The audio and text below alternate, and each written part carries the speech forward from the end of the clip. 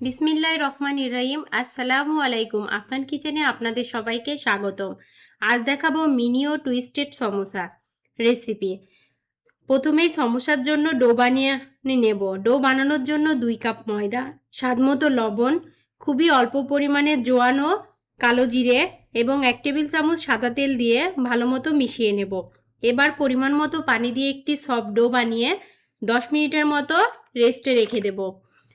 এবার 3টি বড় সেদ্ধ ম্যাশ করা আলু নিয়ে তাতে স্বাদমতো লবণ, সামান্য হলুদ গুঁড়ো, মরিচ গুঁড়ো, জিরা গুঁড়ো, গরম মশলার গুঁড়ো, চিলি ফ্লেক্স ও চিকেন পাউডার ভালো মতো মিশিয়ে নিয়ে পুরটি রেডি করে নেব। এখন ডোটা থেকে একটি বড় সাইজের রুটি বেলে তার উপরে আলুর পুরটি খুবই পাতলা করে ছড়িয়ে দেব সব জায়গায়। এখন তার উপর দিয়ে আরও একটি রুটি দিয়ে ঢেকে দেব। এবার চারপাশ কেটে নিয়ে চারকোনা করে নেব ছোট্ট ছোট্ট টুকরো করে।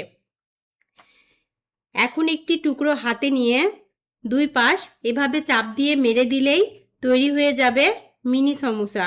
এভাবেই সবগুলো বানিয়ে রেডি করে নেব। এবার টুইস্টেড সমোসার জন্য একটি রুটি বেলে নেব আগের মতোই। তাতে আবারও পাতলা করে পুরটি বিছিয়ে রুটিটি ভাঁজ দিয়ে দেব মাঝখান বরাবর।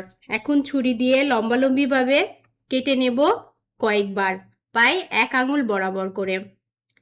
এবার হাতের সাহায্যে সামান্য পেঁচিয়ে নিলেই তৈরি হয়ে যাবে টুইস্টেড সমোসা।